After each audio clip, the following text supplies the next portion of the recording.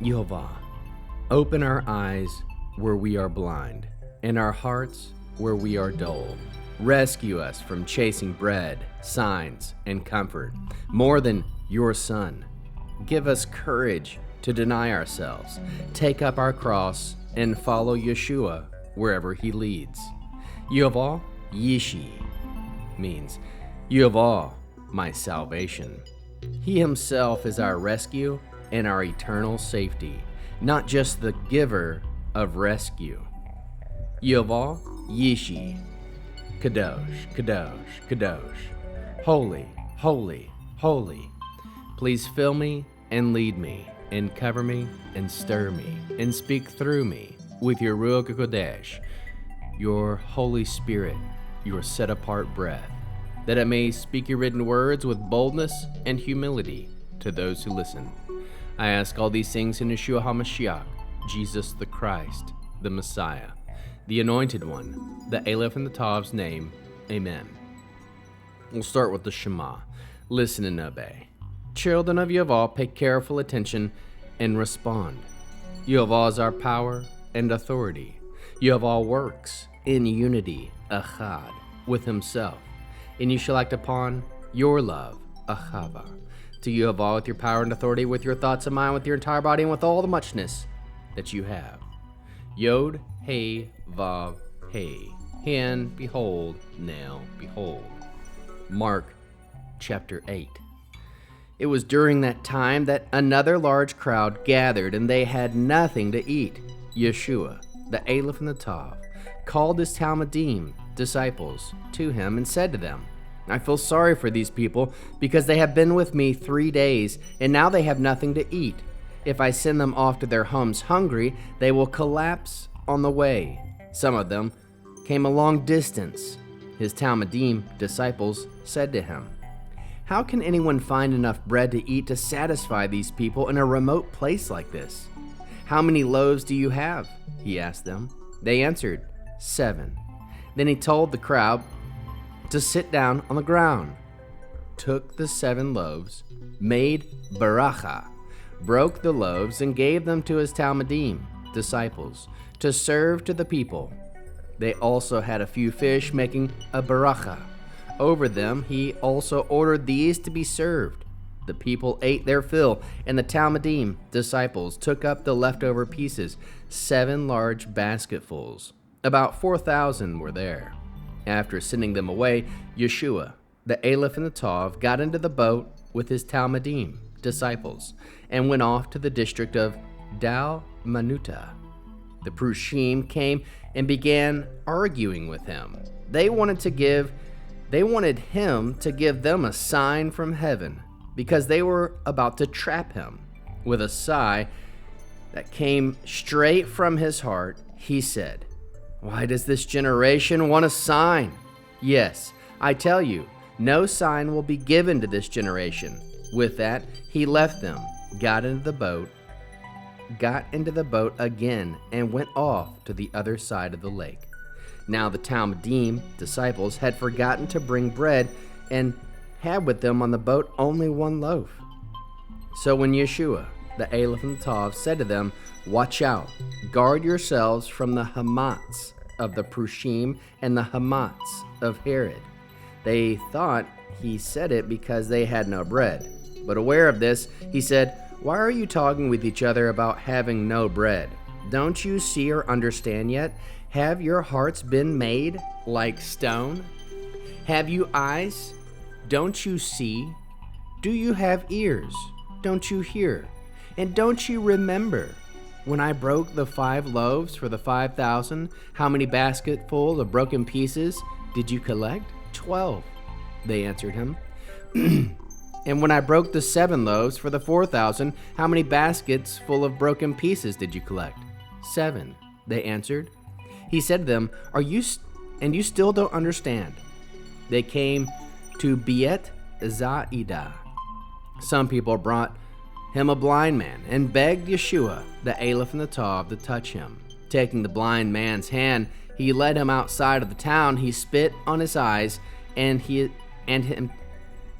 spit in his eyes, put his hands on him, and asked him, "Do you see anything?"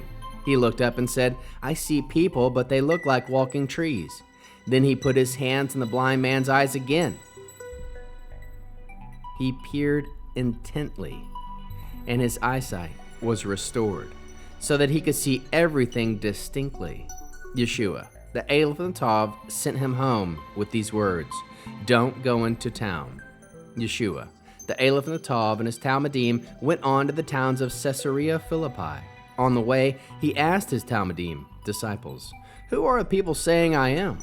"Some say you are Yochanan the Immerser," they told him.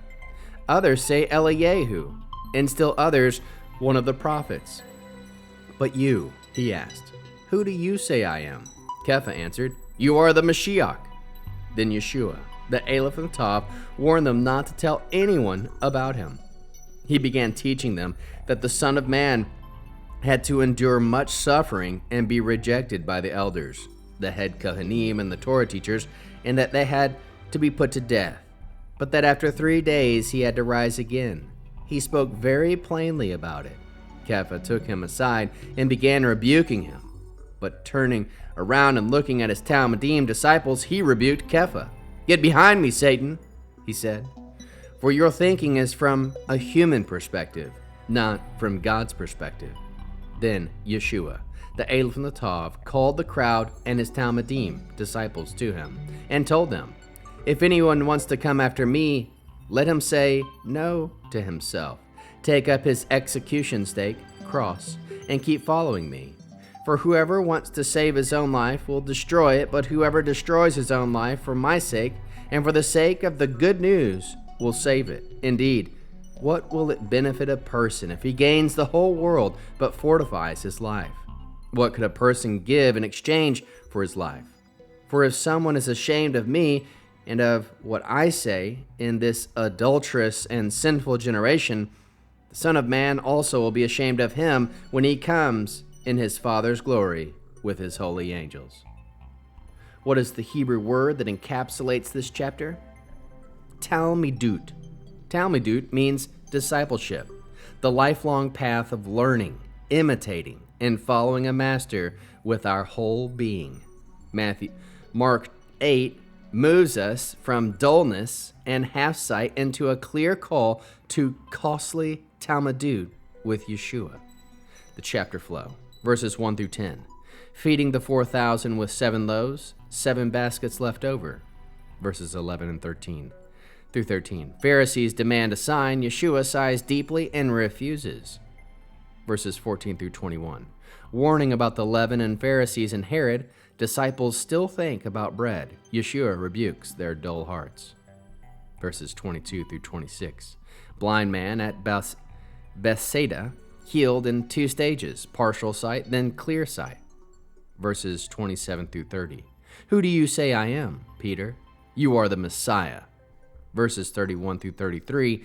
First prediction of suffering, rejection, death, resurrection. Peter rebukes, "Get behind me, Satan," verses 34 through 38. Call to deny self, take up cross, lose life for Yeshua and the good news, warning against gaining the world and losing your soul. Core theme: Yeshua exposes hearts that worry about bread and demand signs, gradually opens blind eyes to see him as Messiah, and then calls us to true Talmidut, denying ourselves, taking up our cross, and refusing to be ashamed of him or his words. How can we learn to love Yehovah with all our heart, soul, mind, and strength? We can love Yehovah by seeking to know who Yeshua truly is, not just what he can do for us. Love Yehovah by trusting his provision instead of obsessing over bread, resources, and lack. Love Yehovah by embracing the cross-shaped path, choosing to lose our life for Yeshua and the good news. How can we love our neighbor as we love ourselves and as Yeshua loves us? By helping others see Yeshua clearly, not leaving them in spiritual half-sight or confusion. By walking with people through their fear of suffering, anchoring them in the hope of resurrection. By encouraging one another to value eternal gain with Messiah over temporary approval from people. How can we bear one another's burdens? By standing beside brothers and sisters when obedience to Yeshua costs them comfort, reputation, or security. By reminding each other when the cross feels heavy that losing our life in Him is how we truly save it. By praying for one another's eyes to be healed from spiritual blindness and distracted vision. What are the top 3 fruits of the Spirit found? 1. Faith, emunah, trusting Yeshua's provision and His path through suffering to glory. 2. Courage, givurah, accepting the cross and refusing to be ashamed of Him or His words. 3. Wisdom, chokhmah, discernment to reject the leaven of false teaching, politics, and worldly power. What is the mitzvah response, Torah-Based? Mitzvah. You shall fear Yehovah your God. Him you shall serve, and to Him you shall cling. Deuteronomy 10, verse 20. Command, cling to Yehovah alone. Serve Him with undivided loyalty, even when following Yeshua means losing comfort, reputation, or life itself. How can we find Yeshua and Torah in Mark 8?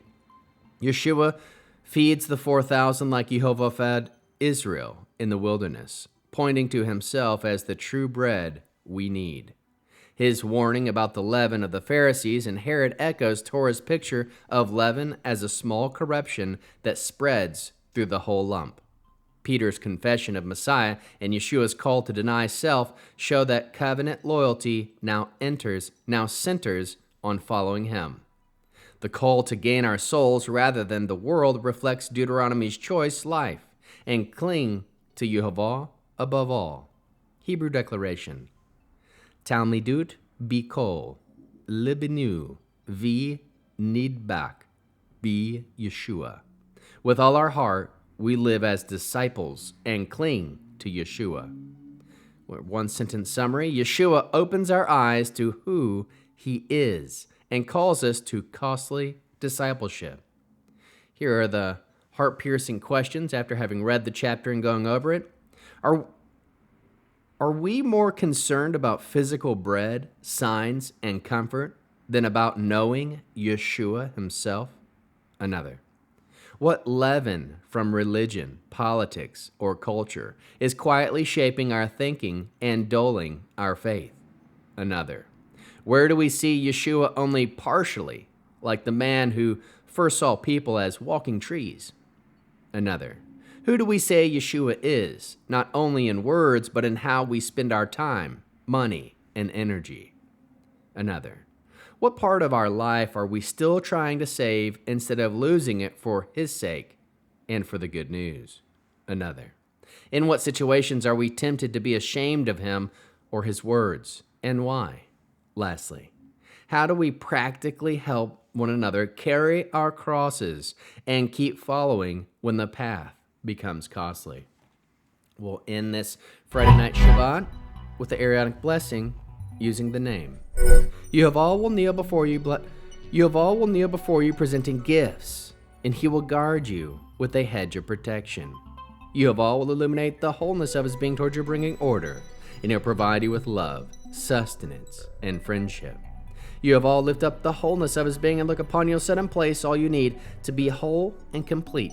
Shabbat shalom, shalom, shalom.